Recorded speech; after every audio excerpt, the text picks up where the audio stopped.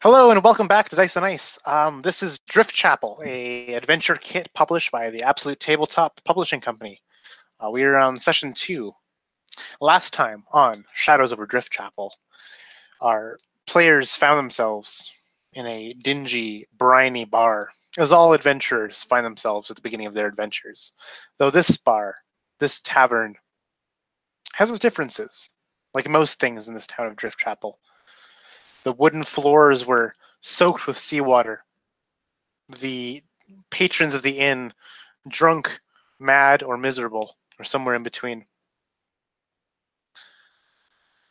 Times have been bad in this town, and things went worse after a roving band of deranged madmen, hell-bent on vengeance and xenophobia, for lack of a better word, burned the place down in a fit of arson and rage. As the players stood with the burning inn at their backs, they could only feel the coldness of the darkness beyond. And in this darkness, they saw a desperate woman lighting lamps in the bitter cold wind. Her name was Portia Brown, the lamplighter. And they aided her, although at the cost of themselves, as they found strange beings tugging at them as they fought back the darkness. Whether those beings truly existed or were just fabrications of their minds, we'll see. Portia Brown led the players to the taxidermist shop in hopes of uniting them with a man known as Dieter Stone, now a cripple, drunk, inebriated mess of a man, a former Donhammer too. In this taxidermist shop, they met with, I believe her name was Lavidia, my bad. They met with Lavidia King, the very distinct woman who smelt of formaldehyde, as they learned about the true nature of things in Driftchapel, of a darkness stirring in its depths, of terrible beasts roaming its canals. They learned of the Ordist of Driftchapel, a bizarre cross between an astronomer, a fortune teller, an alchemist, and a wizard. They learned how she was out getting supplies, but had been missing for a few hours. And that's where we find our players, braving the sheer winds and sideways rain of Driftchapel as the storm bears on ever still. Holding lantern high, trudging through the muddy ways of Driftchapel towards the Ordist's lab. And so we'll go to the eyes of Mateo as your padded feet in their boots squelch in the growing mud of Driftchapel. The only sound that is accompanying the torrent of rain is the intermittent hissing of your lantern as the flame that it's in its light sputters in the rain.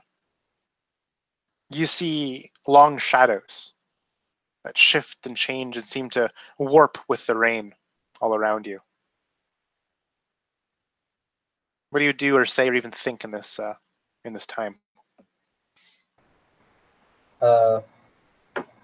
Mateo is thinking that either this is a fool's errand or these people are going to love him for what he did.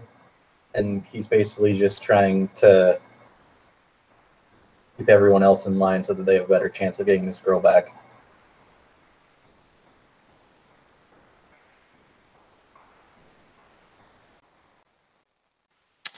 And Arlo Carnwright, you see this overwhelming shadow and darkness around you as Driftchapel is cast in a ever pitch black night. How do you feel? Strangely settled. While I definitely keeping my eyes peeled for everything around me, I seem a little bit more at home with the darkness than many would.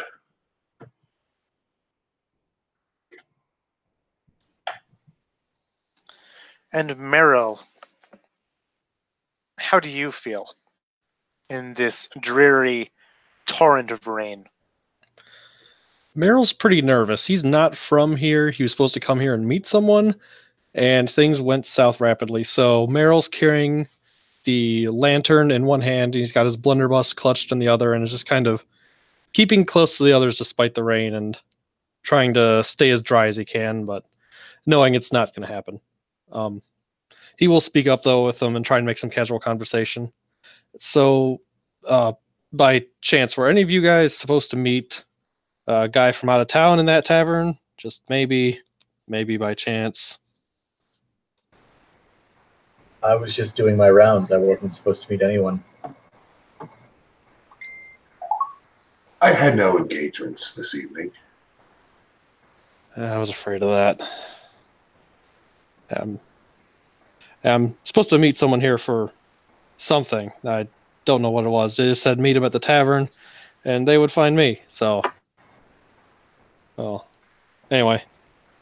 It might have been that gentleman that Arlo had an encounter with. That might be true, yeah. But he didn't come up to me or anything, so. Wait, did you guys seeing these things out there in the shadows? The shadows are shifting, yes. Well, that's what shadows do. There are many things alive in the darkness.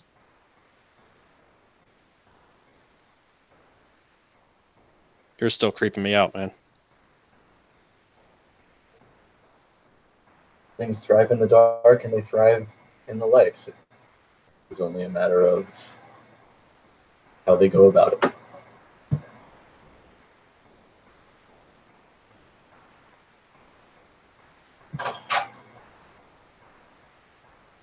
Tell me, Mateo,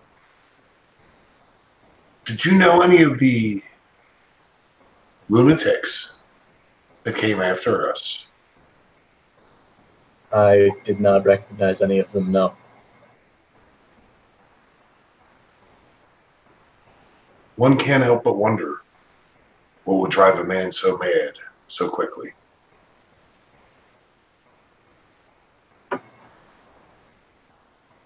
Losing loved ones is a likely source. Mateo reaches up towards where the stars were.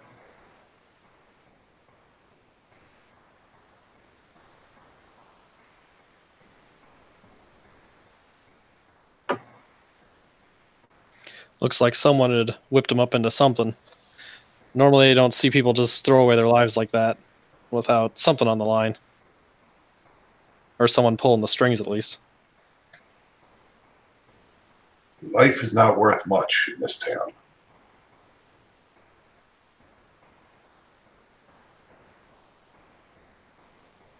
Life is worth as much as the one living it gives. I'm not going to live to see this darkness pass. I'm just here to give whoever comes next the best chance of getting rid of it. Well, you're just a cheery one there, Lawman. I'm old.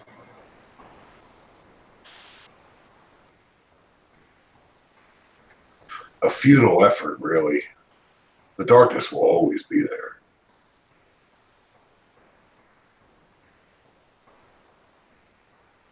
Maybe. And as you say that, the darkness will always be there. You see a flicker of light, flicker of many lights, in a street, probably 3 streets down from yours.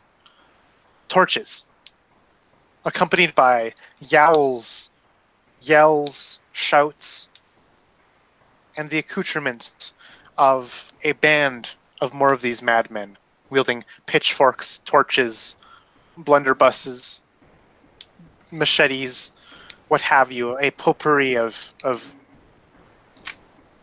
improvised tools. They seem to be heading your way.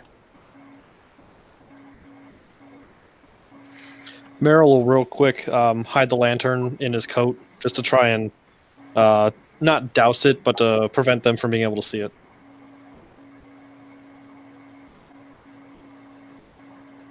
Mateo will pull his shield onto his arm, and he will raise a hand to the people coming towards them in a almost wave gesture.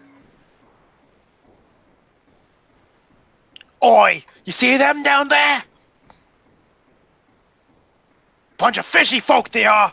Get 'em! Skin 'em! Gut 'em! Feed 'em to the troughs! You hear in this chant in unison as you've been kind of pointed out as you step ahead. They charge towards you. I don't think that was the best idea, Lawman. And I would like to, somewhere coming out of an alley between us and them, a bit of the darkness will start to take form, and the image of a lumbering demon-like figure will kind of start crawling its way out of the alley into the street. A silent image in between us and them. Oh, awesome. Yeah, I like that. I'm going to give them a wisdom check to see how they react to this new adversary.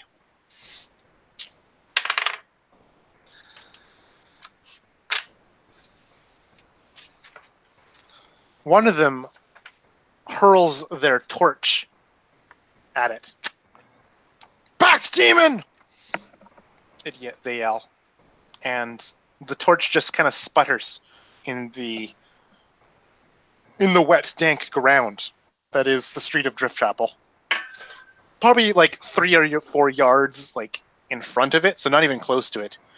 And the torch just goes out in a little whimpering lack of effect on the world.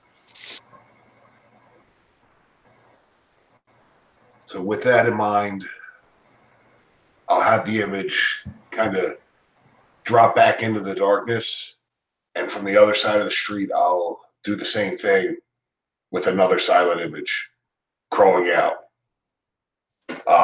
Sadly, there'll be no sound accompanying these, but it kind of looks like the darkness itself is taking form. You see that? There's 2 of them. What do we do? Got him alive! No! That's suicide, Pete. Got him alive! And they can't seem to have like this back and forth argument where one of them just says got him alive and the other one actually has a glimmer of reason.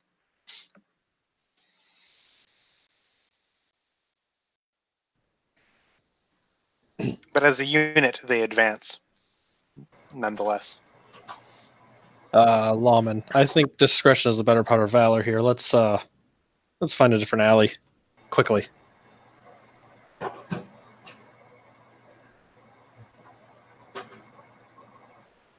Allow me to say one thing to them before we go.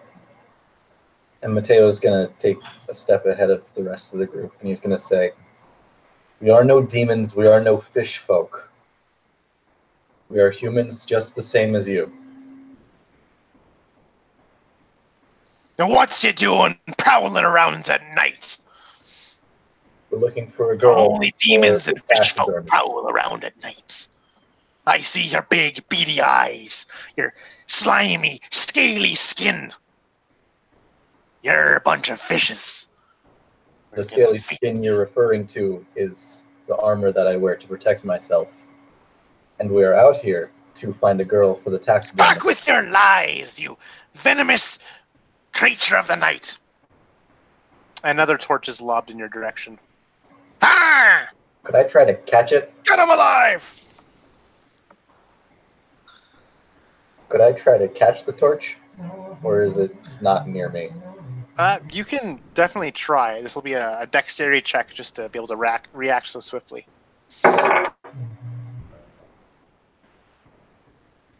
So that's going to be a 12. You fail to reach it in time as it kind of just lands in the mud ahead of you.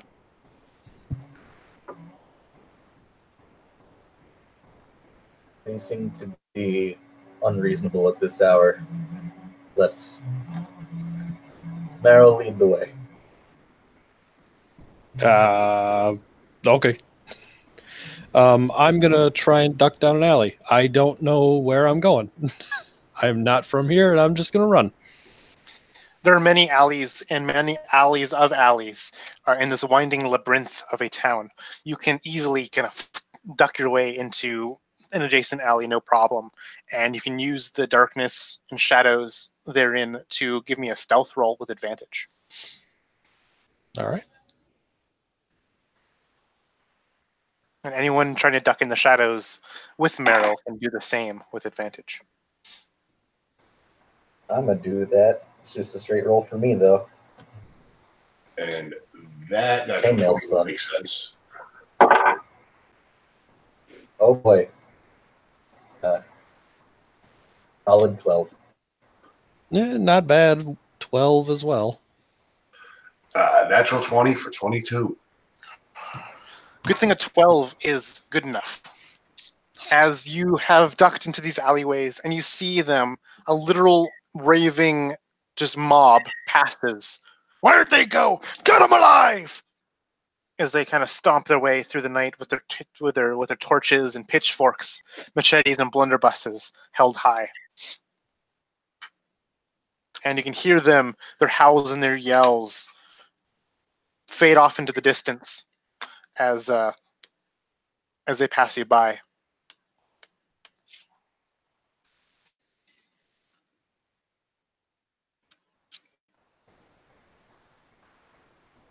As you glance over to Arlo, it's almost like the shadows are swirling around him and wrapping him in.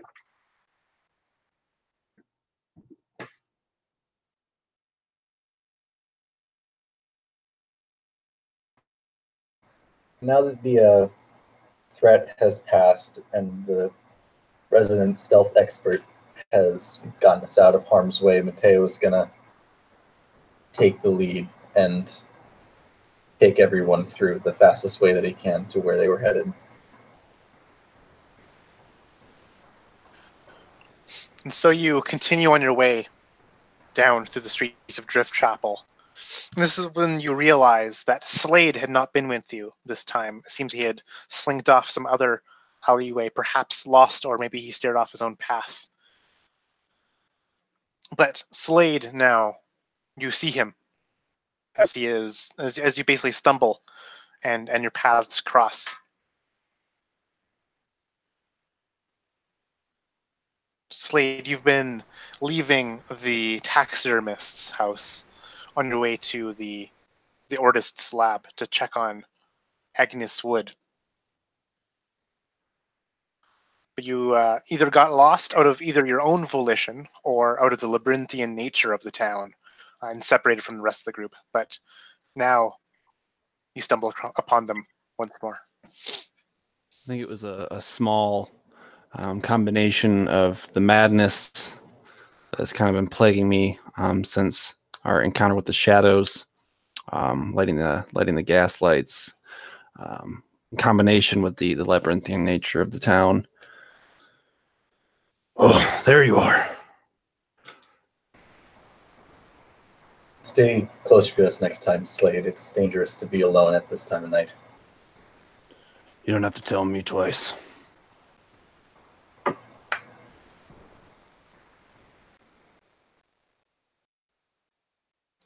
Slade, this entire time you felt like you've been followed, and even though you couldn't really parse it out of the drone of falling rainfall and the howl of the passing chill winds, you thought that you could just make out the faintest footsteps sounds behind you.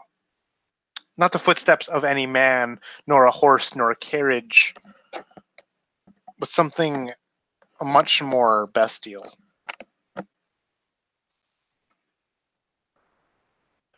Is there any kind of check I can make to see if I can determine what it is, or am I just chalking this up to some unknown monstrosity that lurks in the darkness? In fact, actually, this would probably just prompt a madness roll from you. Even As you're better. not even sure, because you probably whipped your head around a few times to see what's following you, and there's nothing there. Perfect. Starting it off right. We got a 1. Nice. Downsize. What do you want now, a D6 or a I'm D8? at a D6. All right. And so as you suffer from this madness roll, give me a D10 roll, please. Another 1. This is probably why you've tarried from the group so long, as in this chill horror that you felt, you realize that your own hands are scaly and oily. You look at your arms and they too are the same, glistening, frog-like. You see the webbing between your fingers and your nails ending in long, wicked hooks that bend around and pierce the skin of your own fingertips. And you fall catatonic as you try to literally rip your own arms off for a moment. And then you come to. Your arms are your own arms, all just some strange hallucination, chalk it up to. My breathing is haggard as I'm kind of like, yeah. Sorry. I'll be sure to keep up. Kind of like patting myself down again just to confirm that I am normal. Does Slade have a cloak? Yes. It's the kind of like tarpy, just over windbreaker that I imagine fishermen would have. Mateo's gonna put his own cloak over Slade just to like calm him down a little bit. This one's less for rain and more for keeping warm.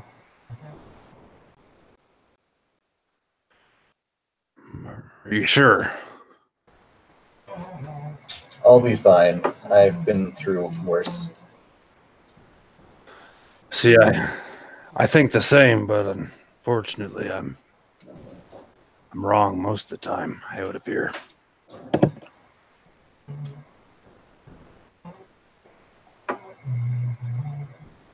Not much can be worse than facing these things when you're a small child. A crack of lightning resounds through the city of Driftchapel. And in its bright flash illuminates a silhouette. A silhouette not of a man nor a beast, but a building atop a tall hill. Next to this building is a tree, long since lost its branches and foliage and leaves. You see a thin wall, sorry, not a thin wall, a low wall, a fence around this house at the top of this hill. This building has a long, tall, slender tower. You can see a small, looks like a telescope popping out of the top. In this brief moment, you're witnessing the silhouette of the Ordist's lab. Just yonder, you can see it now as you approach it. We're almost there, gentlemen. Not too much longer.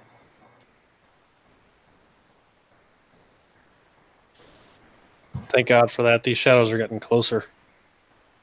And I'll kind of keep like playing the lantern around us, trying to drive back the darkness to really no avail. And so, how do you approach the lab?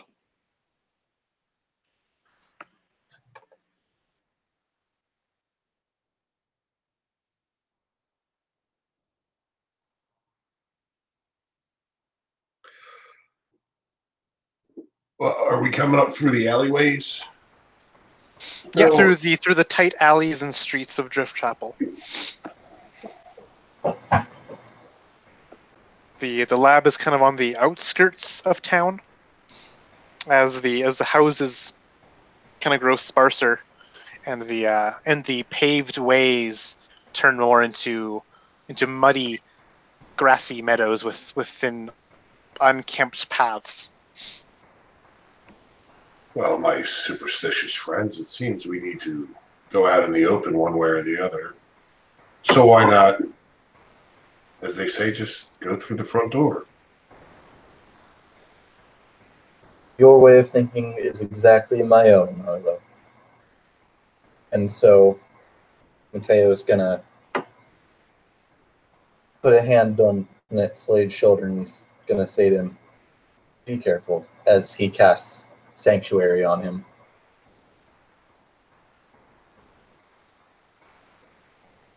And then Mateo at least, is gonna head out. Are there any lights going at the tower or anything like that? It is pitch black, in fact. The only illumination was that brief flash of lightning. As we begin to approach, you'll notice Arlo kind of reach his hand into the shadows, and you see some of them swirl up and form into his sword again. Still pitch black, obsidian-like blade, but the more and more time he spends out there, it seems to be that the blackness is almost moving around in the blade now.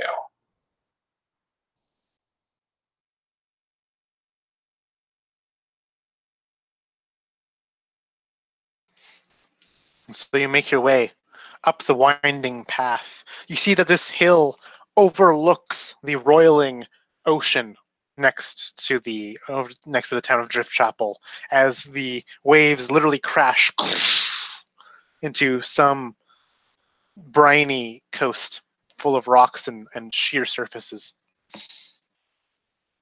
You feel the mud give way as you slide. With every 2 steps you take forward, you slide a step back.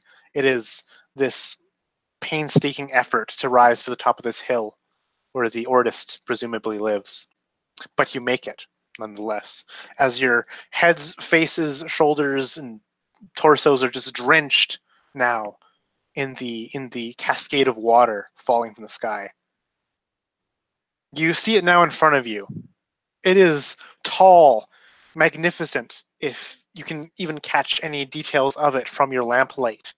You see that the wood is carved with ornate kind of filigree. It almost seems a bit foreign. You're not able to place what culture it's from. It seems something that's definitely not of Driftchapel or anywhere nearby in this barony that you're in. And you see that the walls are painted red, though it's peeling.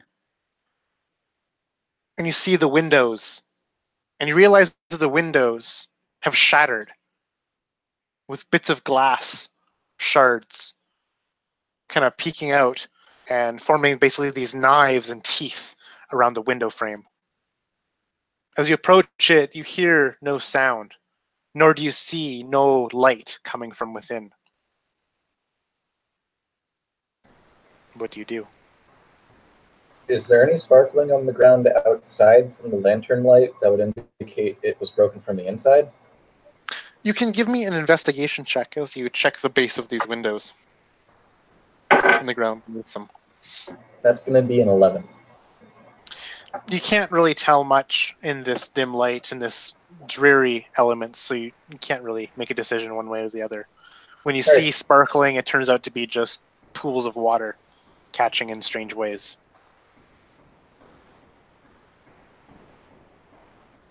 Mateo is just going to knock on the door unless someone has a different plan. Meryl will actually try the doorknob, see if it's unlocked. You notice that not only is it unlocked, the door is actually slightly ajar. Like maybe like a fraction of a hair. So it's only just the practice of just pushing on the door to open it. I'll look back at everyone else and give a quick nod and see if anyone gives any kind of disapproval to opening the door. Might be wise to arm yourselves, gentlemen.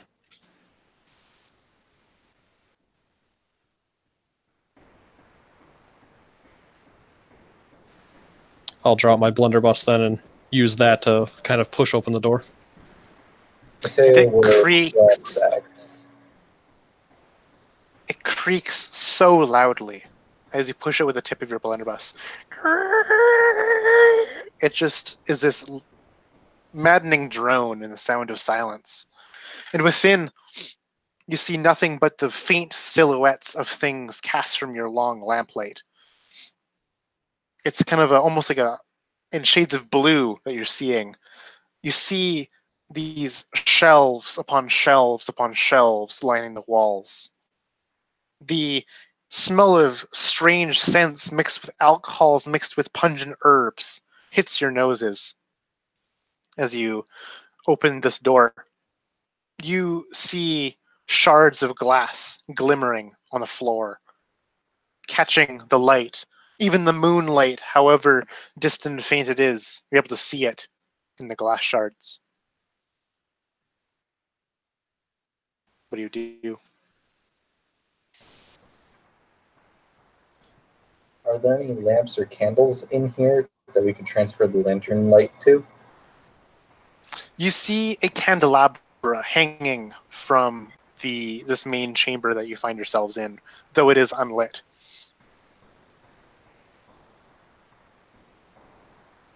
It looks strangely out of place with its ornate design, accompanied with the just very practical, utilitarian bookshelves and shelves and counters that line this room.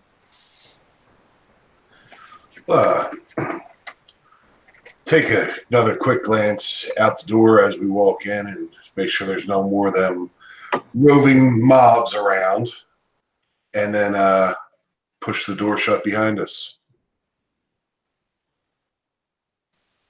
You go to push the door, but it swings and slams close of its own volition. Whoosh! Resounding with a giant slam thud that catches you perhaps even by surprise, as it just leaves your fingertips without you even touching it. You can see the shake in that shockwave of the door slamming ripple in the various liquids in these vials on the shelves as they kind of like rock back and forth with that sudden impact. You realize that these shelves are covered with so many baubles and trinkets of potions, of liquids, of strange specimens captured in jars coiled with twine, of scrolls and books. Goodness, Arlo. Don't slam the door. My apologies. Friends, I would like to say that with the various baubles and bottles in here, be sure to keep those lanterns away from anything suspicious looking.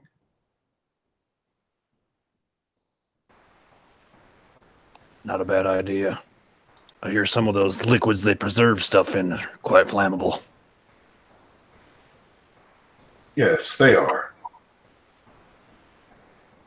Mateo is going to close his eyes, and his eyelids are going to start to shine like spotlight beams as he uses his divine sense. What does your divine sense detect, if anything? What So does it mechanically do? mechanically, it allows me to sense fiends, fae, undead, and I think celestials, if they're within 60 feet and not behind total cover. Yeah, I'm just gonna double check in the player's handbook right here. Celestial Fiend Undead.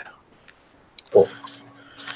You close your eyes and open your senses just to anything strange going on, and your divine sense does not give you any kind of mark, does not give you any kind of hint at anything of those things of those natures nearby. But you do sense still just the perversion of the world, though it's nothing more than a gut feeling. And as you open your eyes, you're looking somehow at the hallway that leads out of this room, and it's bathed in darkness. But in a soft thump, an object rolls to you out of this darkness. It is a toy, a child's toy that you recognize, Mateo, because it is your toy, the toy you had as a small child. You can tell me, Connor number 2, what this toy looked like. So, the toy that was rolled out is a small horse that has wheels on either side of the carved legs. It's probably about the size of this, which is not very large. And he used to use it to just play at being a hero when he was little, and he thought that was still possible.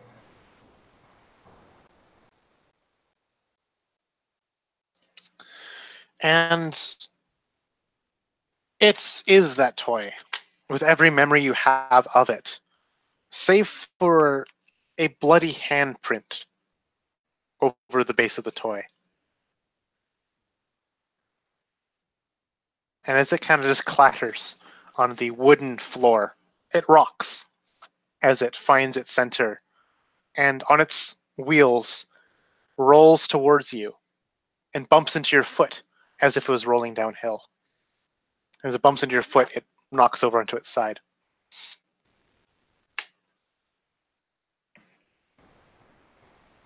Mateo, with a shaking hand, kneels down and just picks it up, staring at it distantly.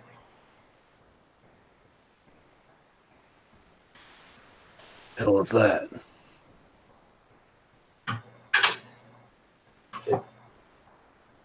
It was mine when decades ago.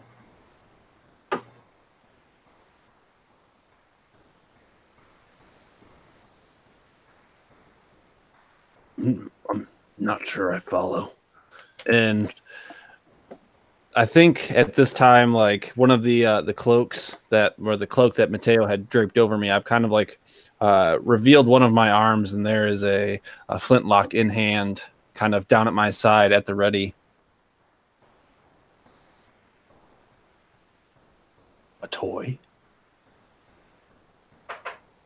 A gift. When the darkness begins to give you gifts, that's when you can see. It's how it begins.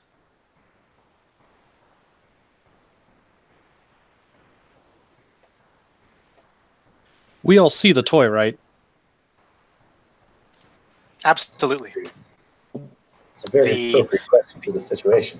The echoing sound of those little tiny wooden wheels clattering and making their noise as they would on a wooden floor just resound in this otherwise tranquil room.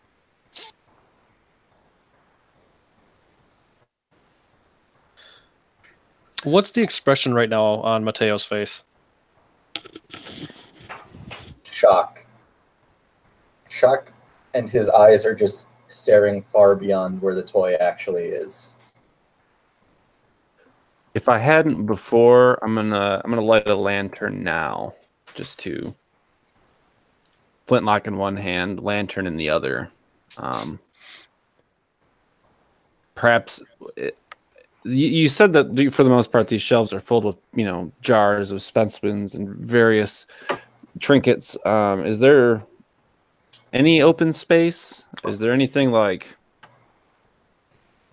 I guess what I would like to do mechanically is some sort of investigation check to kind of gauge what's immediately around me, so I can set this lantern down without fear of like catching this place on fire. Oh, sure. Yeah. So you light your lantern. It seems that it must have snuffed out in the strong winds because you remember lighting it before, but it seems to be out now.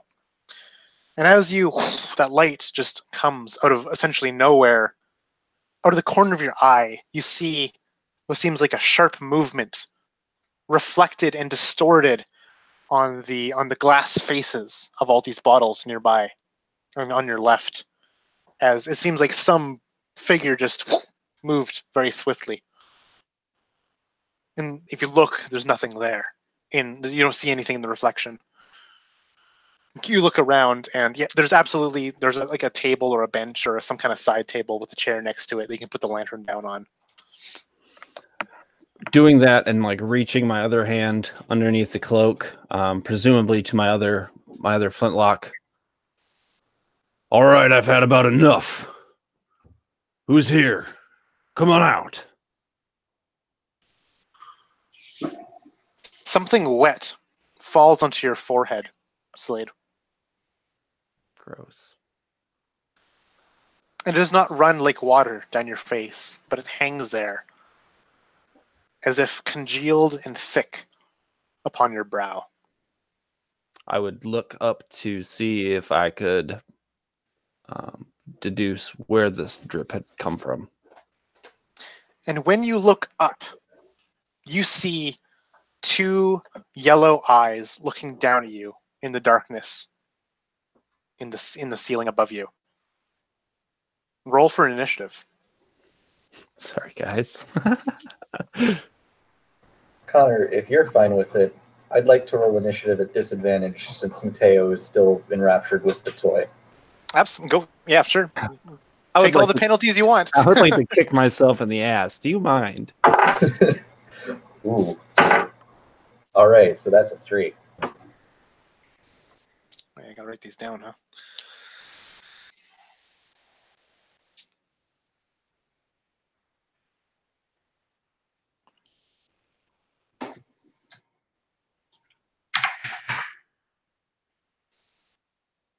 All right. Well, fitting that it is Baron who goes first with Slade. Then it'll be Arlo. Then Meryl. And then the Thing. And then lastly, also very fitting, Mateo. Slade, what do you do as you see nothing but these bulbous yellow eyes piercing the darkness in the rafters and ceiling of this room, about maybe 10 feet above you, as another droplet of this thick, mucusy something falls onto your shoulder. Without hesitation, the cloak that Mateo had draped over my shoulders is now off, revealing the open cloak that I was wearing, kind of with you see like my my white tunic shirt. It's not really white. I don't really think there's anything white in this world. There's like the stains of various colors on this shirt. My suspenders. You see the arm recoil up, flintlock in hand, and without hesitation, I fire. All right, you're going to roll with disadvantage because it is literally in darkness. All right, I'll take it. I got a 14 on both for a total of 20, non-natural. That'll be a hit as you hear the bullets and your pellets strike something soft. How much damage do you do? Oh, throwing dice. Dude, I cannot stop fucking rolling ones when I don't want to. Total of 4. All right. So the deafening flash and bang of this flintlock in this confined space erupts, kind of deafening us all for a moment as I shoot up into the air at this thing. Sea spawn is all you hear me say. Arlo, what do you do? Hearing the crack of the flintlock, I'll spin around and look up to see where he was firing. Am I able to see where he was firing at? You're able to absolutely see the two yellow bulbous eyes. They glow in the dark as if they were some kind of fluorescent mushroom growing in some dark cave. But when they blink, that's how you know they're actually real. But you see that it's easily 10 or 15 feet up in the air. I not to interrupt you, Arlo. I know I probably wouldn't have been able to see it with the flash of my weapon, but would this have revealed any kind of description of what this thing looks like to them, or are we still just kind of seeing the shadow? In the flash of your muzzle, you're able to make out a faint outline of the creature, but only for a brief moment, and probably not too. It wouldn't be too, like, I guess, distinct as the creature would have, like, kind of lunged over in reflex to the shot. I think my question is more so like size. How big is this thing? Yeah. So it's person-sized is the best way to describe it. All right, spinning around and seeing the eyes up on the ceiling out of reach. Oh, damn. Raise one hand and you'll see the shadows kind of tighten around where the eyes are. That would be him casting Hex. And he'll drop his blade, hold his hand to his face, and exhale. But it's a smoky, liquidy darkness that comes out of his mouth into his hand. And he fires off an Eldritch Blast. All right. Disadvantage as well? Yes, because the thing is obscured by darkness. 8. 8's 9. not going to do it. 9 is definitely not going to do it.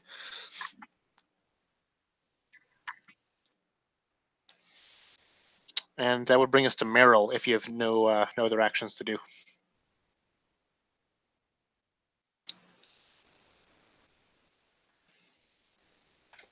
Yep, no, that's it for me. All right. Oh, I'm sorry. There was one more thing. The Hex would be a disadvantage on strength checks. Strength, got it. Okay. All right. I'll drop the lantern that I'm carrying, I'll drop it. I'm going to move up in front of Mateo and just look at him and say, "Snap out of it, lawman." And I'm going to field goal punt the toy and swing the blunderbuss up and fire. All right, give me an attack roll at disadvantage.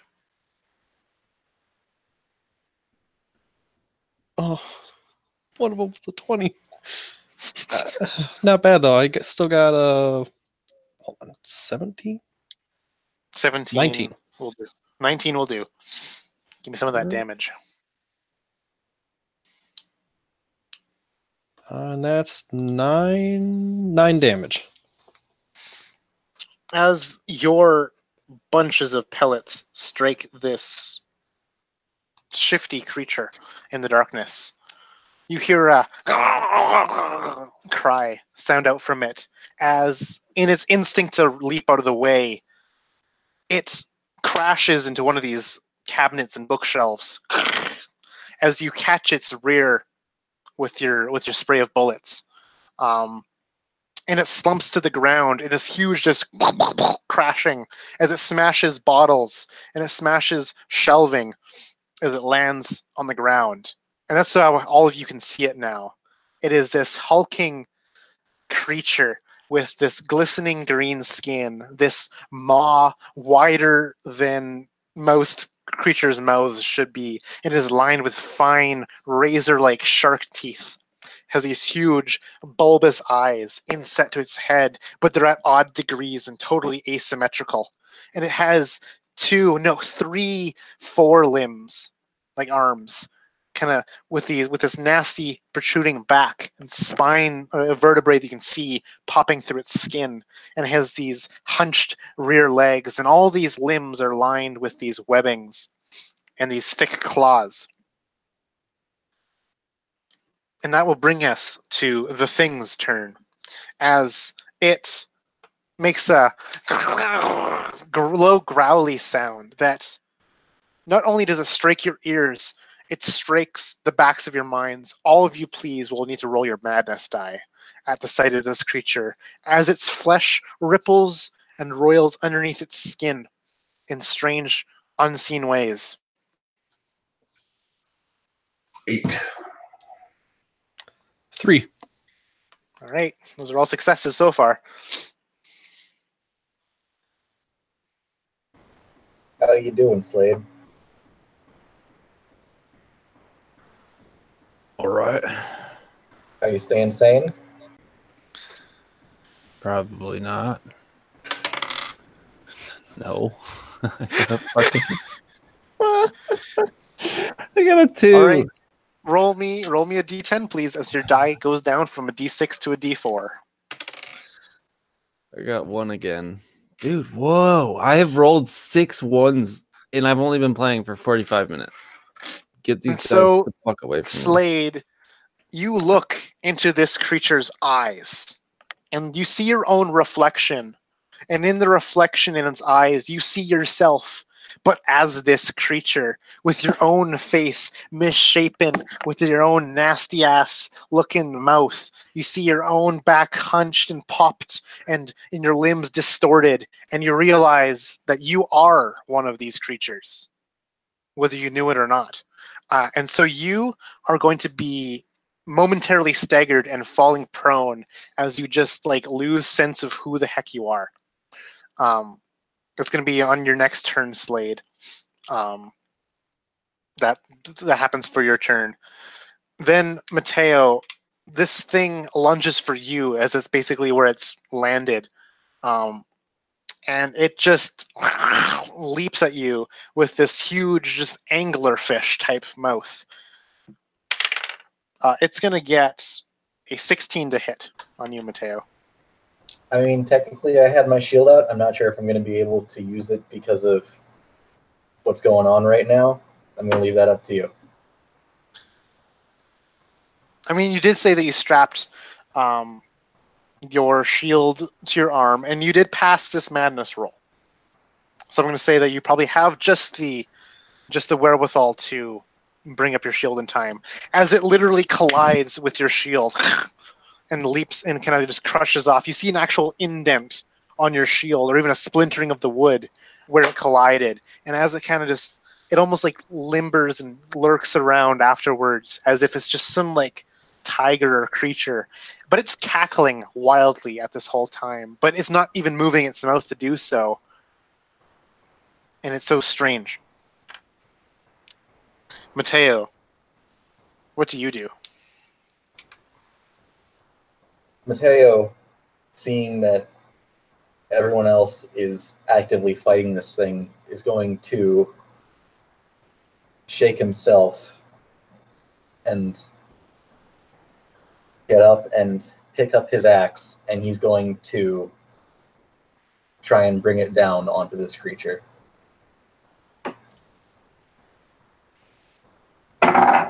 This will be a straight roll. It's now in the open. Is going to be a 21. And that hits it. All right. And I would like to use a smite. Absolutely, you can use your smite as your Dawnhammer teachings comes to the forefront of your mind. All right, so that's going to be 6 radiant damage and 6 slashing damage as he brings the axe down and carves a piece of the meat off of this creature, if it has meat. You bring your axe down, and it splits the skull right in the center. And it still looks up at you, its eyes kind of converging and kind of crossing a bit at this sudden impact. And it still snarls and it whips out a tongue long like a frog's, and it like latches on to part of your armor. And as your smite comes down with all of its force, you see the skin around your axe blade blister and boil. And eventually, basically, just like the skin falls off in just chunks as they kind of just roil and boil and fester, almost as if they were just like made of something nasty and profane. As it hits the ground, its flesh falling off of its own face and corpse as it lies dead in front of you. The tongue still, however, is attached to your armor and will remain so until you physically remove it. But this is not a moment of silence or respite, or at all a brief moment in this combat, as you hear crashes and smashing happening almost all around you, as you hear bookshelves and other shelving units collapse over, their contents shattering on the ground, as more of these creatures come down, one climbing on the inside of a wall, peering into the room. This one has a single human hand coming out of its forehead, and the fingertips glow like an anglerfish's little appendage on the front of its head. Another one crawls up. You see its body is lined with shards of glass, as if it had been impacted by some glass thing. And it's limping into the room as well.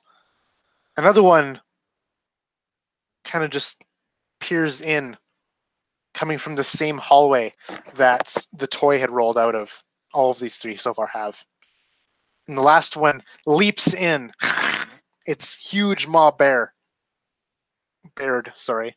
as it like lands on one of these creatures and launches itself further in still. Slade, you find yourself on the ground as you come to your senses about who you really are. You're not some terrible fish creature. You're Slade. What do you do? I'm gonna spend half my movement just to get up. And there was And three. so you see these four more Four. Oh. have climbed and jumped and leaped into this room.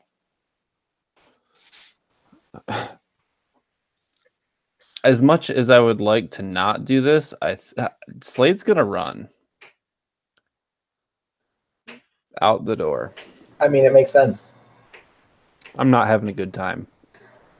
Toad's not having a good time. As you run to the door, you grip at the handle and you try and twist it, but it seems like it's stuck, jammed of some kind. The metal is ice cold and almost like you can feel your fingertips freezing to the doorknob. You have to give me a strength check to pry this door open.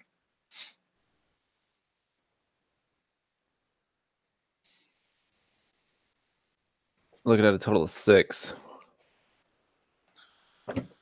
As soon as you get some kind of bearing on the door, it slams shut again, as if pulled by something or pushed by something. You're able to get it at least free of its latch, just for a brief moment. There is a panic overtone to whatever noises I'm making at the moment. And I think all you hear is, just let me out! I don't think I'm making attack this round. I will say that trying to get this door open was your action. I agree. Arlo, what do you do as 4 of these creatures emerge from the darkness?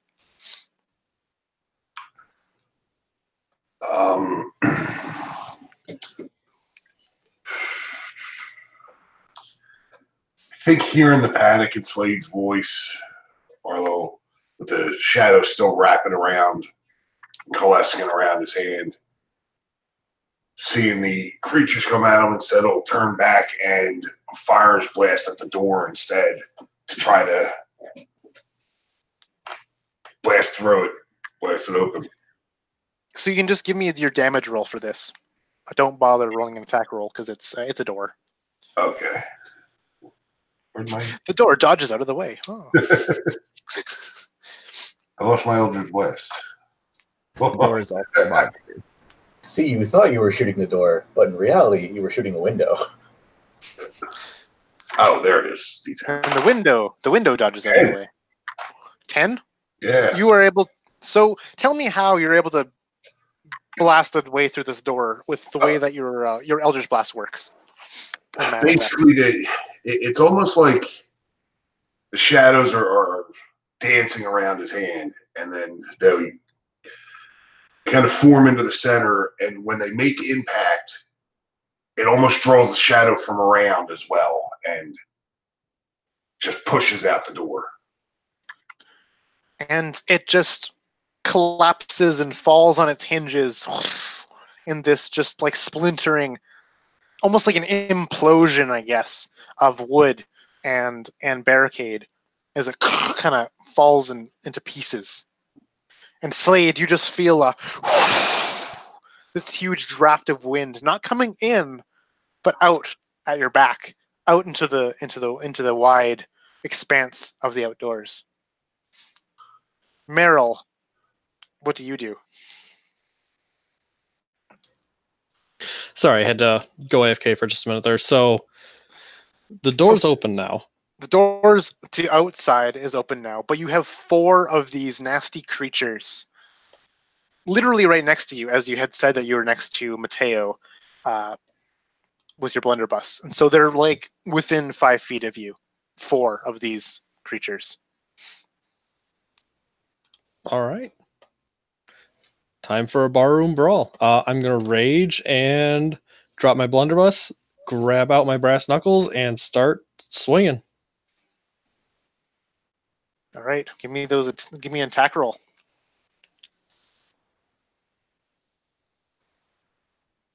Let's see. Raging is a bonus action, right? Yep.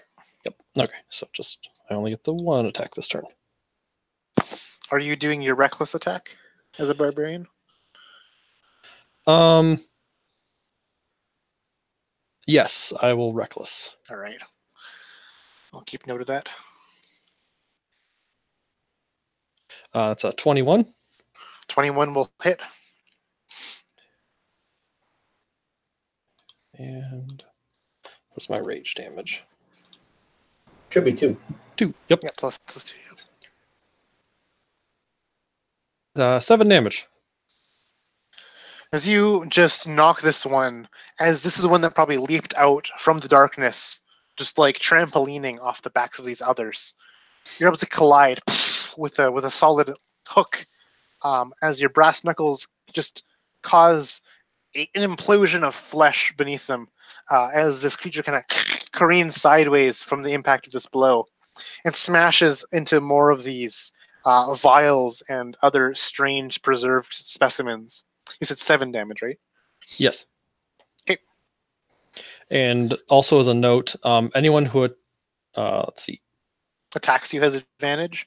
Anyone who attacks me has advantage. Also, I'm took the wolf as my totem spirit, so friends have advantage on melee attack rolls against creatures within 5 feet of me. So that'll be everybody, all the monsters. Yep. So that's great. Right where I need to be. These things continue to prowl out of the darkness of this hallway further, yet still. You notice that the one that just impacted now from you, Meryl, has shattered a bunch of vials onto the ground. And something strange happens when these things mix. I want you, please, to roll me 3 d8s, Brandon, but don't add them together. Just give me 3 d8 rolls. 5, 7, and 2. This black, inky stuff mixes with kind of a purpley, almost smoke, and it explodes in a violent fashion. And you, this creature, and Mateo need to make dexterity saving throws.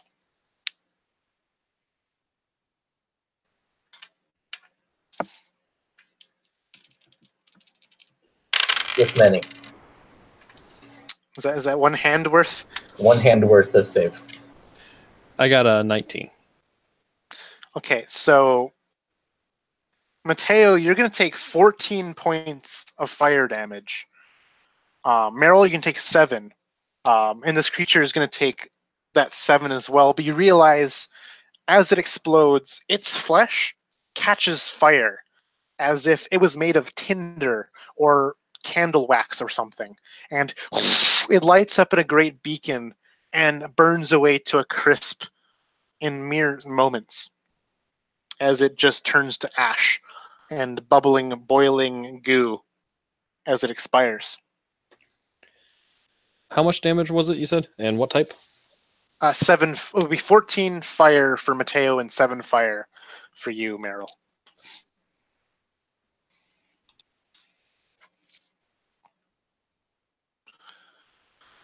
These 3 creatures that are left standing launch themselves out from the darkness. One attempts to strike at you, Mateo, and 2 at Meryl. So Mateo, you have it'll be a 14 against you, which is a miss, I believe, because your AC is an 18. And then Correct. Meryl, this will be a 21 from a first strike against you, Totally misses. and a 14 for the second creature. That also 14 hits. hit. All right, so these things gnash onto you, Meryl, with these disgusting claws. They realize they actually have 6 digits on their hands, not 5, and this huge, toothy, shark-like maw. You're going to take a total of 9 piercing damage from the first one and 8 piercing from the second one for a total of 17. As well as they bite onto you as if they were lampreys or leeches, and now have essentially grappled you. You'll need to make a strength check on your turn per creature to break free of them as an action. Fantastic. Can you? And since I'm raging, I have that damage, correct? Yeah, you halve it. Yeah, because it's physical damage. All right. Mateo, what do you do? So, seeing the situation that Meryl is now in, I would like to perform the shove action, which is basically a contested strength check versus me and one of the creatures that's grappling Meryl. All right. So that's a contested athletics check. It got a total of 14. All right. I got a total of 7. You try to shove into it, but you realize that its teeth are barbed and hooked into Meryl's flesh. And even as its body is kind of torn free from its footing, it's still firmly attached, and actually just hear and feel and even empathize with Meryl as a bit of his flesh tears at this movement of this creature, as it rips him literally as it shifts. You don't take any damage from this, however. That's just a nice set dressing. Do you do anything else with your turn, Mateo? Any bonus or move? Oh, that's going to be it. Okay, Slade. The door has been blasted open in front of you as if imploded by some well of shadows. And you felt that rush of wind from behind you. It is so strong, in fact, it snuffs out your lantern. If you were even still carrying it at that point. I don't think I was. I think it was set down. It's still You out. you see that expanse in front of you as you're standing atop this hill. Another lightning strikes, but instead of silhouetting the house as you remembered, just moments ago, you see out beyond at the great ocean beyond Driftchapel, and you see some great shadow silhouetted by this lightning strike. And This shadow is of some colossal leviathan hidden by the cover of night. Its size is so grotesque and colossal, it would dwarf a mountain. And as the lightning strike ceases, you can no longer see it. It's almost like that moment in Stranger Things when they see that thing on the horizon. So I don't want to say I'm gathering myself as much as I'm just succumbing to the fear. You see Slade turn around. There is no escape. So drawing my second flintlock, I will point it at the thing grappling with. Actually, no. I get advantage against melee attacks against things that are within range of Meryl, correct? Yes. I don't know if it's melee attacks or not. I'll just double check here in the barbarian section. Yeah, it's melee. Rather than to aim my flintlock at him, I'm going to brandish both of my flintlocks in each hand with the hatchet attachment on each end, and I'm going to go for the dual strike. And so you're attacking the ones that are on Meryl, or the one that's kind of like skulking and prowling around Mateo. On Meryl. Okay. So there's two of them. I think it can be the same on the. I guess we can make rolls and see. Yeah, I'm gonna attack and see first, and so I have advantage. You do. All right, we got a 20 to hit, non-natural. Yep, that hits. Hold on, what was the hatchet attachments damage? 1d6. So the first one takes 4 points of damage. Okay. And for the second attack, we got this creature is still standing, or still kind of sputtering and alive and writhing at your first strike. The second attack, we got a 13 to hit. 13 will just hit, yeah. Perfect. For a total of 7 damage. And the creature, though taking 2 fell strikes from these hatchet ends of your blades, of your guns, it has these gaping wounds that drip with black blood, that sizzle and spark and steam when they hit the wooden planks on the floor. But it still snarls and is still alive. I don't imagine with all of its many appendages. Just by the kind of the idea of how like sizable these hatchets are in my head, I don't imagine these are like, terribly deep wounds, but like you said, they're enough to split the flesh. Just draw blood. And I don't want to say inhuman because we're dealing with enough inhuman things, but a cry of combination of fear mixed with rage as I just come in swinging to try and help you, Meryl.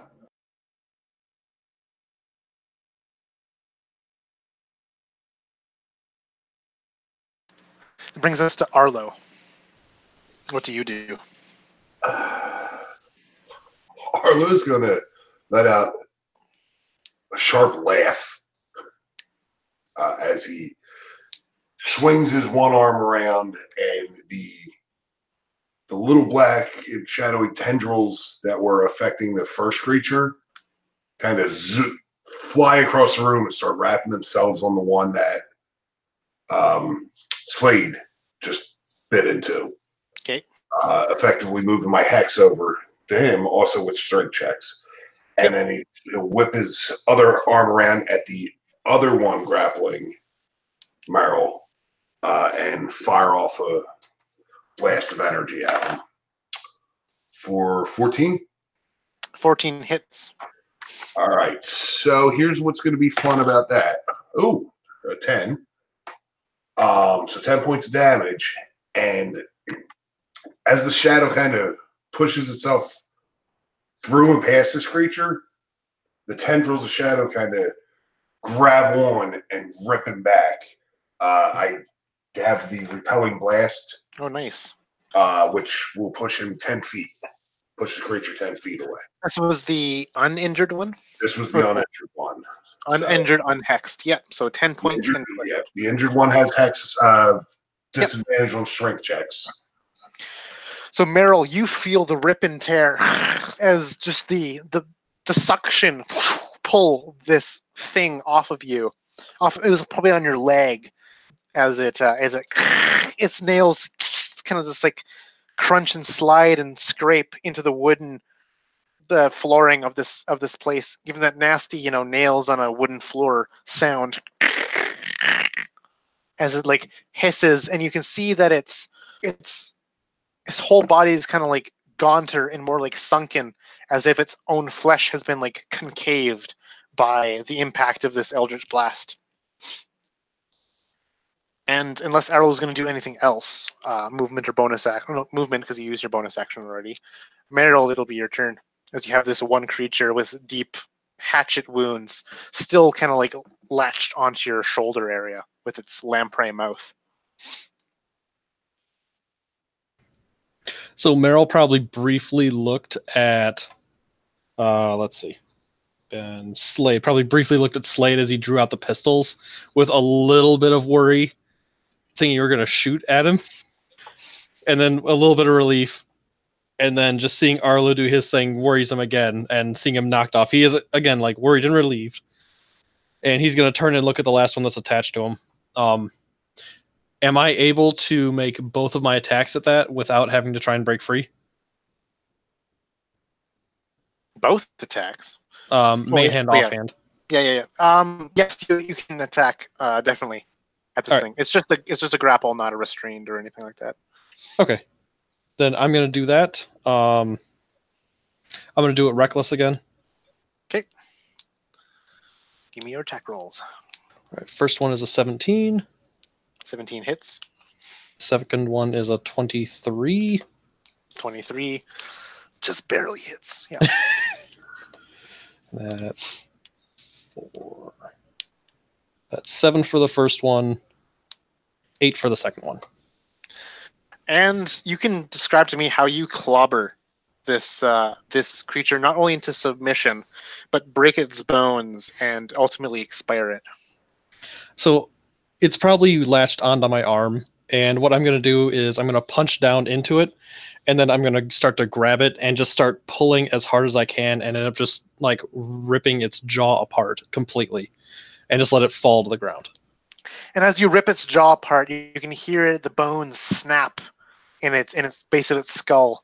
But it had that weird appendage on the front of its head, that human hand with its fingertips illuminated with strange anglerfish style things, and it's like grabbing at your face. You can feel those fingers like going into your nostril and into your earlobes and into your ears and into your eyes. It's just kind of like prying at you.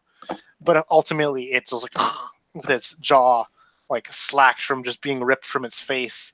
It falls in a heap. It's jaw flapping, and it expires, bubbling, black blood bubbling from the back of its throat. I'm going to let out a yell as I do that, and I'm going to turn and square off at the one that got knocked off of me. And I'm not going to move, I'm just going to turn towards it. That's it. So the one that got knocked off of you, Meryl, is going to like kind of refigure itself, get its balance back again, and then leap at you once more as it attacks you. This is going to be an attack roll with advantage, as you had recklessly attacked. Does a 19 hit you? Most certainly does. The creature deals, come on, finish rolling, 9 points of piercing damage to you as it like leaps and kind of rakes itself into your flesh, piercing through whatever leathers and armor you have. And it's beginning to like crawl up your back as it kind of pulls you down with its sheer weight. I want you to give me a D8 roll, please, as you hear the chittering, squeaky, menacing, eldritch, mad noises cackle from its maw. What did you get for that D8 roll? Got a 7. It's as it's standing on your back, it rips open a section of your armor on your shoulder, and with a single talon begins to just carve into your flesh and those who can see will realize it's writing a word, writing letters into your skin.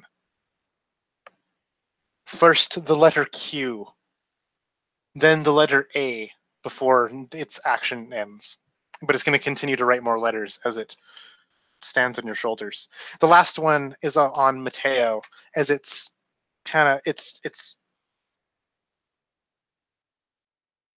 heaving back and forth, positioning, and it's going to try and lunge at you, Mateo.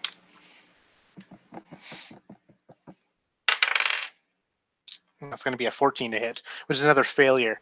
So you're just holding this shield up, but it's just knocking into it several times. You can hear the sounds of bones snapping from each impact as it just like crushes its own ribs and own forelimbs, trying to get through this shield of yours. You can see its appendages, its hands with their talons, kind of hooking itself over the edge of your shield, and you can see just the bulbous eyes peeking over the edge of your shield.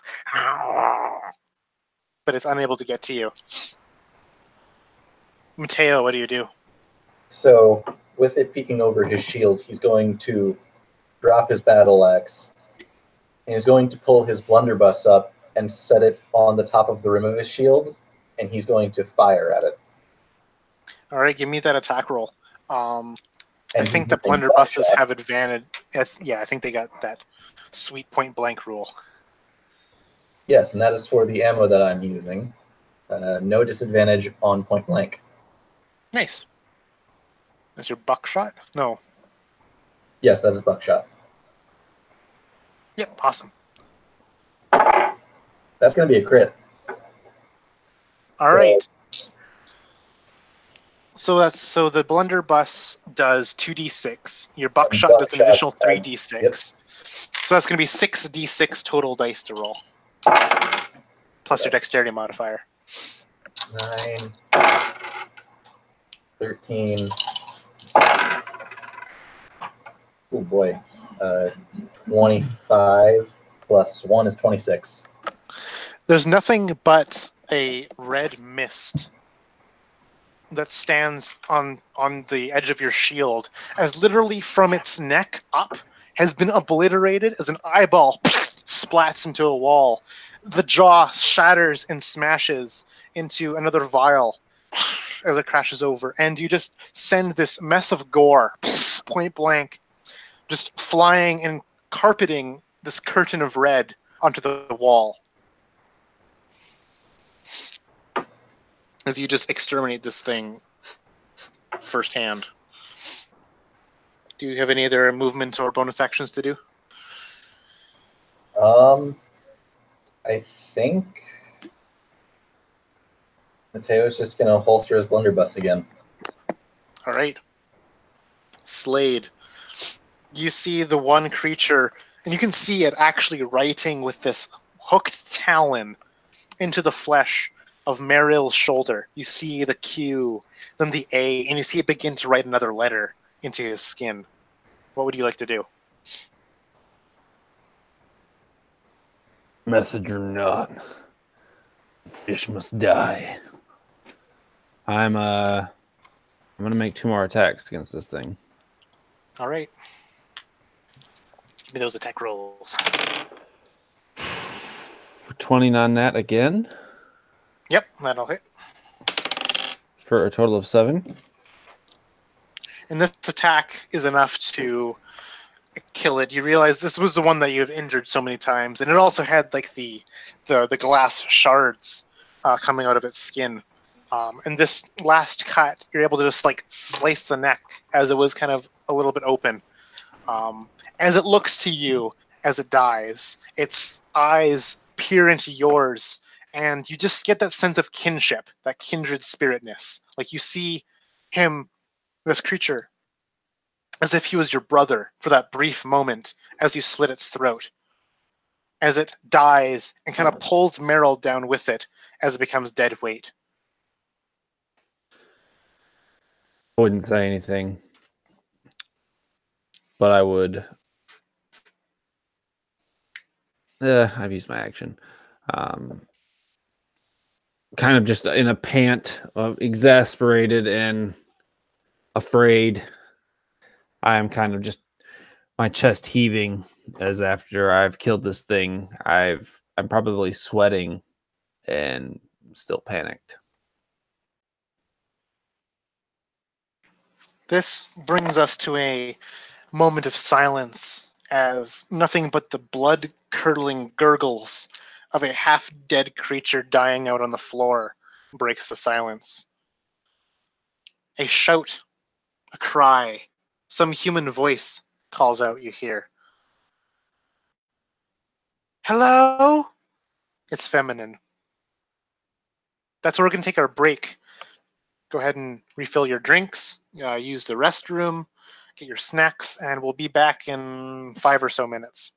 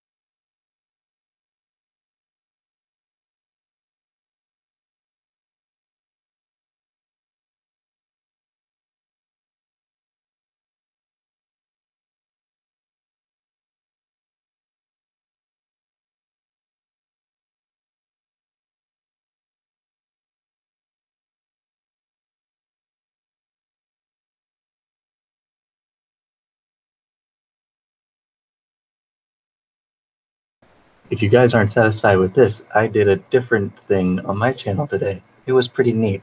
I used some special things.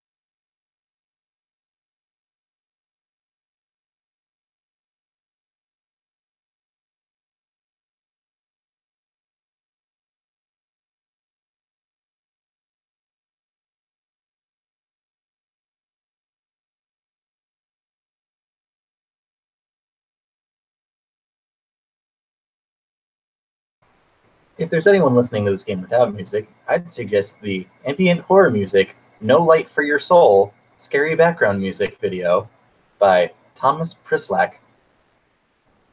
It very much sets the mood.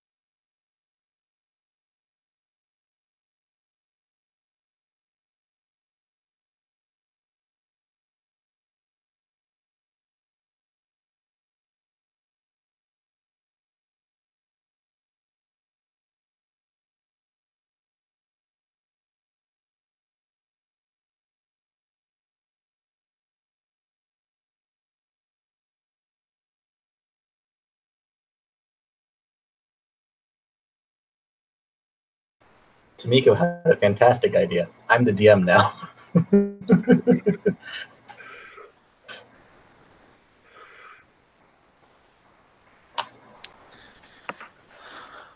All right. Well, that was a fun little combat encounter. Yes, very.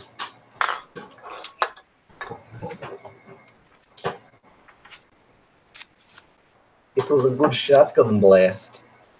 That was Great. one way to just finish off a combat. Oof, that was a beautiful thing. Nothing like a horror game without, someone just getting their face blown off. Yeah. There were so many shades of Evil Dead in that move. It was great. I was waiting for my hand to come alive and try and kill me. Oh, just wait until your D4 rolls a 1. Oof. I'm looking at a 50-50 here. Yep. Will I go mad by the end of the game? Probably. Yes, Yeah. I can almost guarantee that. I wouldn't bet against it. I'd bet against Mateo going, Matt. He's still on a D10. Yeah, fuck you. I would like to say sorry for being late. I totally got swamped at work there at the last minute, so I apologize. Yeah, no worries. Work happens. Shit happens. Nothing you can really do about it. All right, so we're going to get back into the game now. As that shaky cry emanates out from the darkness. Hello? Are they gone? Who's there?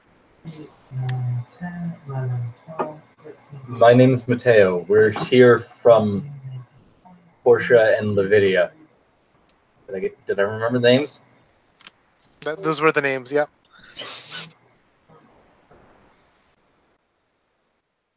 Who are you?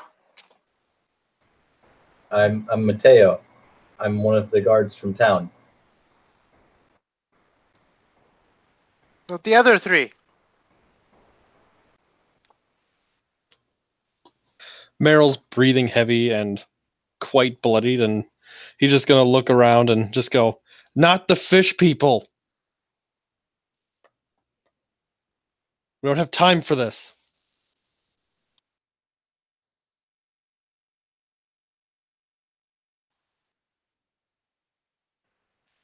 Please.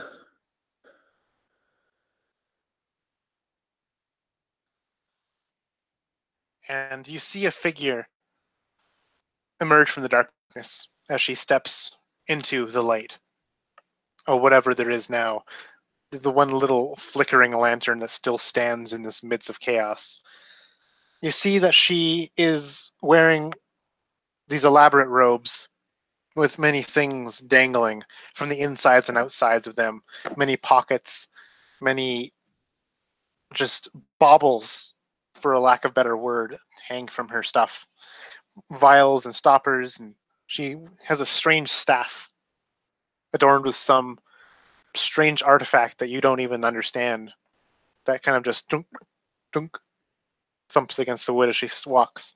You realize she uses it as a walking stick, essentially, as she walks with a limp. Her face is covered in a veil, however. You cannot see her face. Her hair is tied up in 2 buns.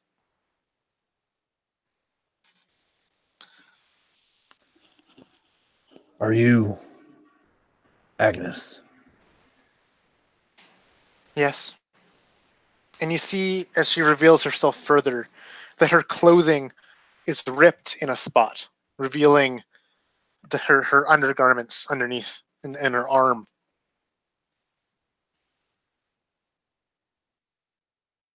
I was hiding, hoping for them to leave. Are you unharmed? I'm well, yes.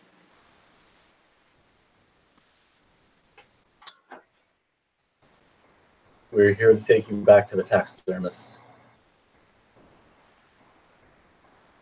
Yes, Do you have the help, supplies that you came for? yes, help me carry these things. As she gestures to the room that she came from, that is now kind of hidden in darkness. Mateo is going to look into it, and he's going to look at one of the people with lanterns, and he's going to say, "Could you shine something in there?"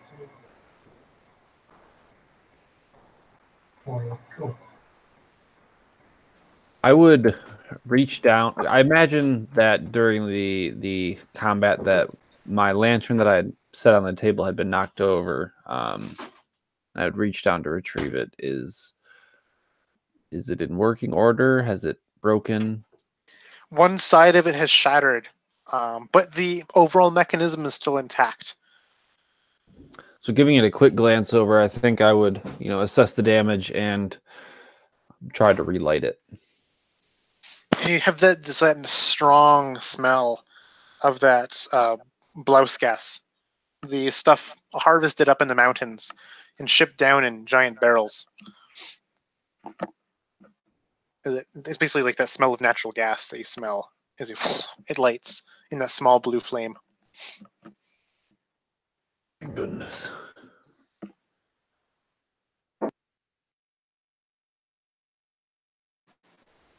As that lantern flares up, more light into the room, if anybody happens to glance around, you'll see Arlo holding his hand up with the shadow wrapped around it, and then pressing it against his neck. And as his collar opens up a little bit, you can see the scar of an old slice across his neck, and the shadow just starts creeping back inside through the old wound.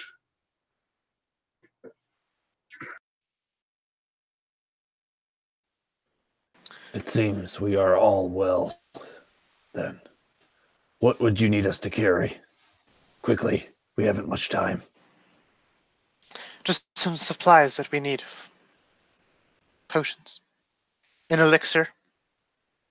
Come through this way, as she leads you down some side passageway. And if you follow her, you see her walk up a spiral set of stairs. They're metal and seem to ascend a good 20 or 30 feet.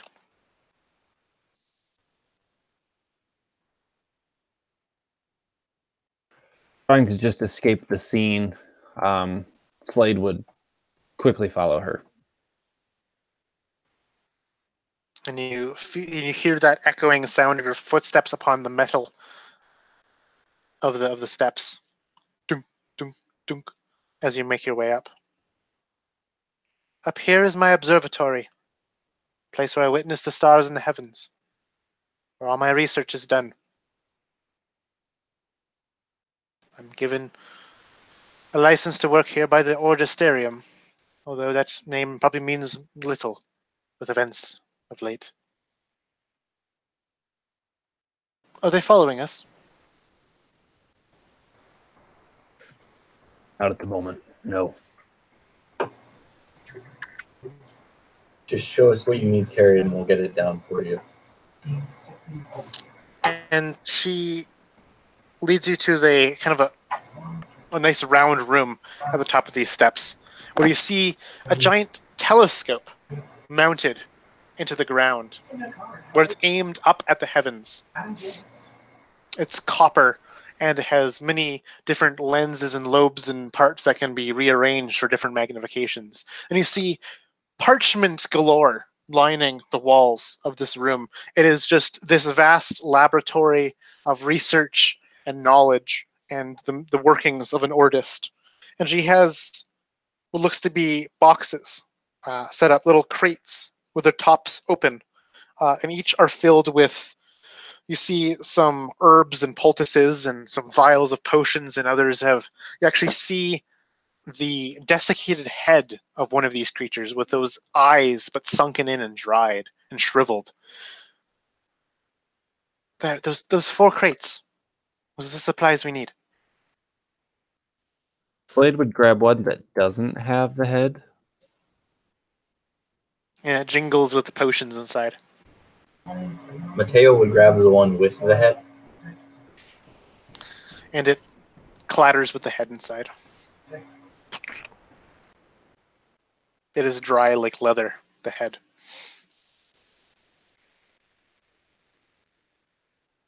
Do we have all we need? Yes, these are the crucial items. I prefer to not make 2 trips to get these last 2 crates. If I must. Grab one of the crates as well. Meryl was probably lingering downstairs. To be honest, looking for something to swipe after everyone else left. But he's probably just finding his own things downstairs. And so you see a plethora of oddities, of what little things remain after the cacophony of shattered objects. If you had any knowledge of science or magic, you could see the value in literally everything here. But if you don't have that knowledge, these are all just smelly oddities that probably wouldn't taste that good or probably want to shy away from. Maybe you could fetch a price for some of these if you knew the right person, but even then, you're iffy on the idea. I've got some criminal contacts. I know a guy. I'll grab one of the biggest ones.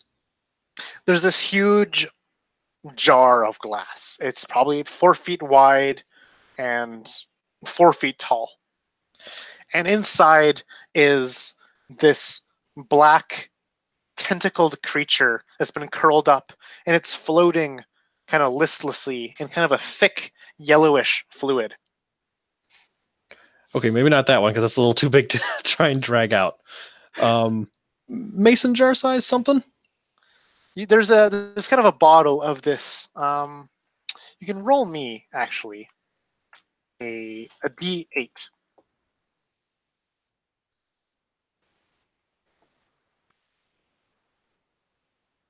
How about a 6? There's more of this black inky stuff that you saw spilt earlier in another vial here. It's actually kind of a smaller bottle, maybe 2 inches widest, and has a really long, like tapered 2-inch, spout to it, and it's stoppered with a cork. Although the smell of it is not stopped by the cork itself. It's has a strange, kind of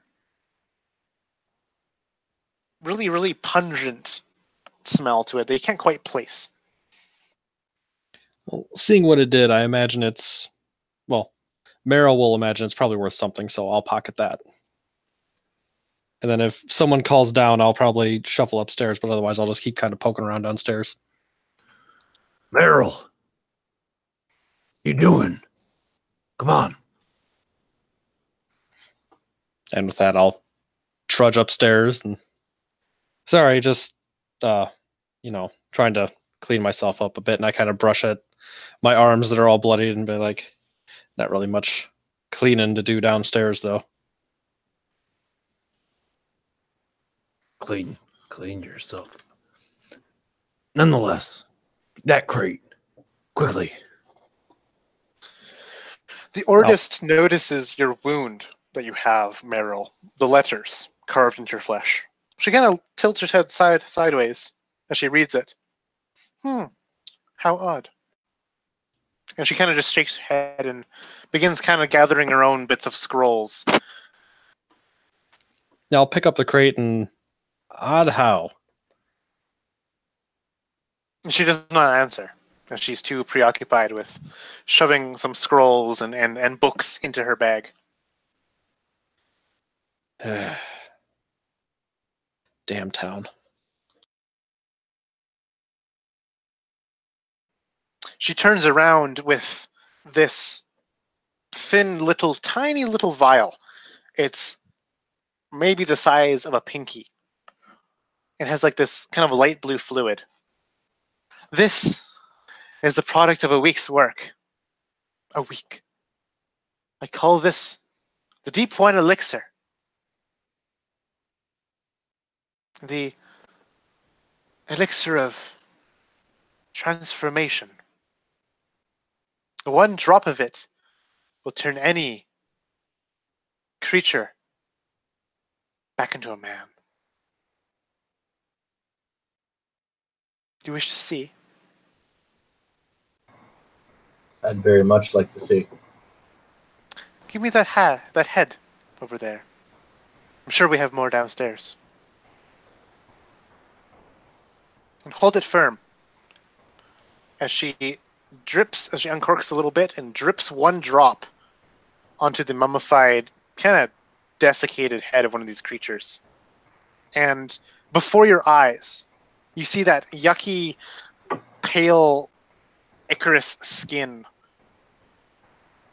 become warm and then gray at the impact of this drop and spread outwards as it transforms before your eyes into a human head, though sunken and well decomposed and wrinkled up and outright jarring to anyone seeing a mummified, desiccated human head hold in your hands right in front of you. It's missing a few teeth, its eyes are still a bit askew, but it's a person's head. You see that the hair has come to start to grow through the skin, revealing a kind of a matted beard and hair that's kind of in lumps. This may be a stretch, but basing this off of, I did maybe hallucinate a sense of camaraderie with one of these things. Do I recognize this head? This head, yeah, you'd know who this person is as a resident of Driftchapel. And you can give me a D12 roll, please. A 10 on the die. You know this man to be named Rufus. And this man, although however little you interacted with him, he was honestly just genuinely helpful whenever he could be. He was a kind of a good guy in a world of dark places. Though he often got caught up with the wrong kind of people because he was a bit too gullible. I think seeing this guy, it's almost jarring to kind of acknowledge the genuine goodness of Rufus in, this very small community. And being that the state of this head being a little bit more mummified, that he's probably been missing for, the better part of a week or two. This has definitely been a thought in the back of Slade's head, what happened to this fellow? And it's kind of a very hard, like, oh, of course. What else would happen? He's been taken. Perhaps gullible for the last time. I can only imagine how he ended up this way. I've unlocked the secrets to creating this. They're all in need of time, security, and what are in those crates. I've been told by both Dieter and Portia that the last safe bastion is at the taxidermists, and that's where I was, but I forgot my things here, as it were. We'll get you back. Thank you. And she gives you a bow to this. I almost feel like one of us is like clanking the crates too loudly, and so like the rest of the party is like, be careful with whatever that is. It probably may even have been me. It's probably me. I'll be honest. It's probably It's probably all of us. we all have these crates kind of just like jingle. You must forgive me. I usually have servants to do this type of thing. You must forgive me. So I trudge down the stairs carrying a crate, rattling all the way. Does someone have a light? Our hands are kind of full.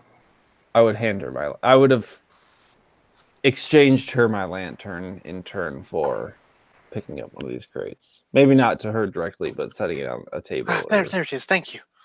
As she holds it. That's a bit dinged up, isn't it? That's no good. characteristic that most things in this town share. Well, for the people, the cure for what ails them comes at a great cost. As most things do. And she follows, and she's in the rear as you carry her these heavy crates down the stairs. Clunk, clunk, clunk, clunk. And you come down to the landing, and you notice that there's something odd that prickles the hairs on the back of your neck. You can't tell what it is, but then a lightning flashes, and you see long shadows coming from the entrance room. Shadows of figures who are standing. Another lightning strikes, and those shadows are gone, illuminating nothing but empty room. And the person who's the first to go down the stairs would see, if they were to look into that entry room, and there's nothing there beyond the corpses of those creatures and the torn over shelves of what used to be this Ordist's entryway. Not to absorb the spotlight, but I feel like in lieu of the madness that I'm dealing with, that perhaps I'm the first one to go down the stairs and see these things. It seems fitting.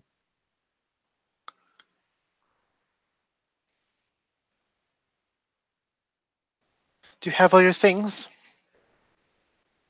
Have you loaded your firearms? Oh, that's a really good idea. I'm going to set the crate pretty roughly on the ground and start reloading my Be blunderbuss. careful with that. Mateo's going The stake more of this gently- town is in there. Mateo's going to more gently set his crate down, reload his blunderbuss, and then pick up his axe and put that in the holder that he had. Terribly inefficient.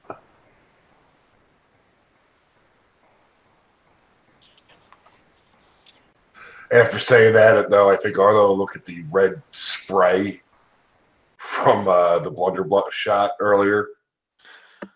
You look Maybe at not this. always. You look at this curtain of red blood spray, and you can't help but for a notice realize the droplets and the way they are. They form a word. No, they don't form a word. They form two words.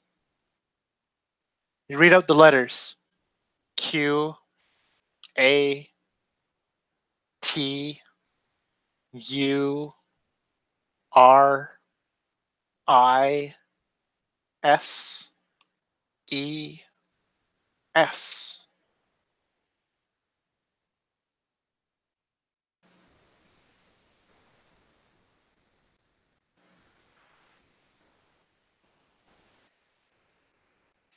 So I have some previous experiences with cultists, if you'd call them that.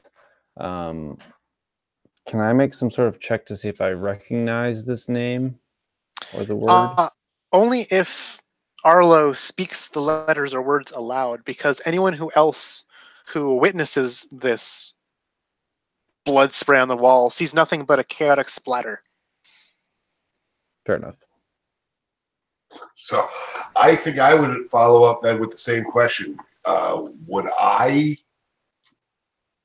recognize any of this? Or recognize what this is? Yeah, you can give me an Arcana check. Or a religion check, your choice. That's a big no. Big no. Sadly, I can't see Arlo reading the letters out loud, and I mean, let's face it, he tends to just stare off into space anyway.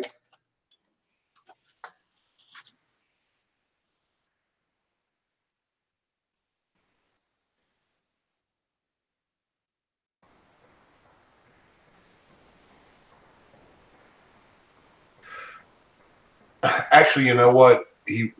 Now that I think about it, these are the first couple of letters that were carved into Merrill, correct? Yes, a Q and the A and the beginning of a T. think I would reach out and put my hand on Meryl's arm. Maybe they should have finished, or they were trying to tell us something. Do you know what these letters are? Does Kuatu rises mean anything to anyone?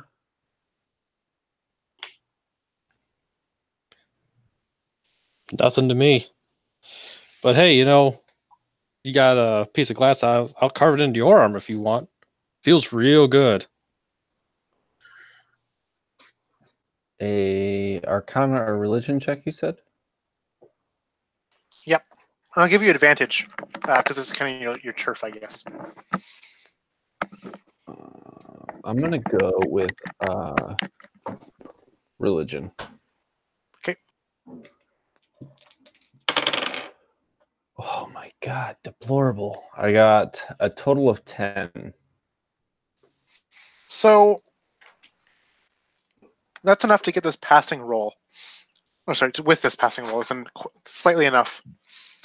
With your religion check, you remember not who or how, what this means,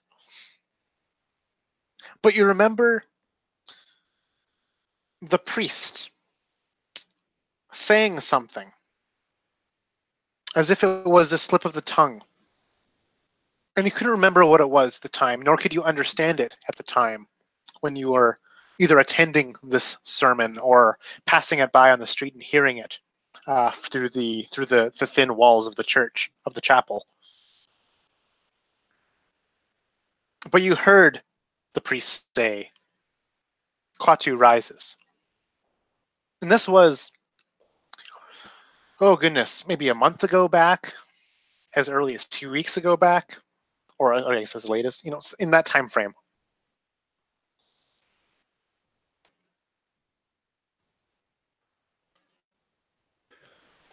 Do we know anything about this priest figure? It depends on how much of a churchgoer you are. Definitely not a churchgoer. More so in like just gathering information, being in town. Okay.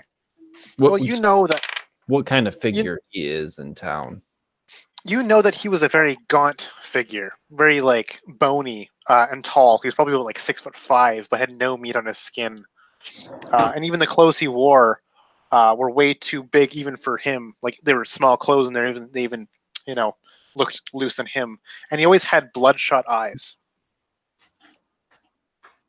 You always noticed that about him. Maybe that's what put you off from ever attending a sermon. Did we know any of his affiliations or anything like that? He always preaches at the church and almost never left it. He is a churchgoer of some kind. Not just Or, a church. He runs the church. Yes, and the church is one of the of the creed. It's the main religion of the world of Gloam. It's what's known as a creed, which is a pantheon of gods. Think, just this array of gods that give that shine a beacon of light on civilization. Do we know a context? Was this like a foreboding kind of sermon? No, it's. Or is You probably didn't listen. It's hard to recall, but you remember that it seemed like the more you think about it, more that like he just coughed or something, or just like the way he shaped his words. These wasn't actually what he said, but something that was in between what he said. A subcontext, if you will. Okay. Yeah. Yeah, I think just overall, like you said, the prickles of the hair on the back of my neck would stand as this kind of revelation would come to.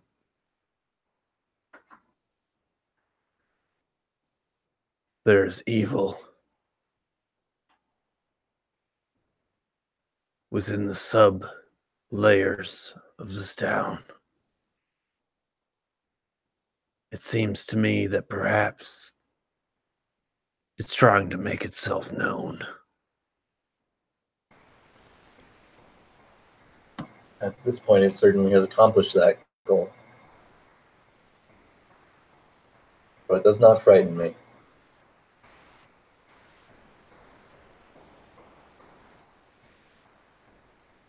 I don't know if that's naivety or a foolhardy bravery, Mateo. But I'm sure we'll find out.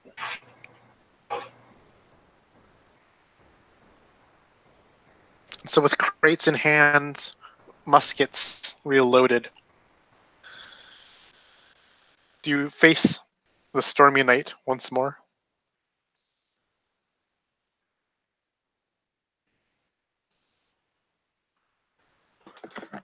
And so you set off, putting the Ordist's lab behind you as you make your way down this rainy, muddy hill. And you realize, or you notice, that at the base of this hill is a great puddle. No, it's just at the base of this hill. It seems to be everywhere. As the hill is now an island in a sea, in a lake, in an ocean. You see that ripple of water surrounds you. It seems to be covering buildings. You see only the peaks of rooftops protruding through the water's surface. More flashes of lightning illuminate the night sky, but they do not silhouette anything beyond just the storm clouds that rage above. You see that the fence, that low fence that surrounds this hill, that surrounds the Ortis lab, has only about an inch protruding above the surface, suggesting how much is now submerged. Another crash of lightning happens. And as it does, the water washes away, but in an instant.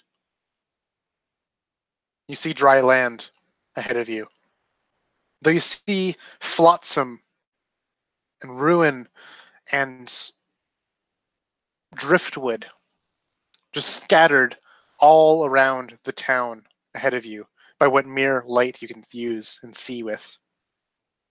Things have been washed ashore by as if there was some great wave or water that carried them. But the ground is still muddy from all the rain.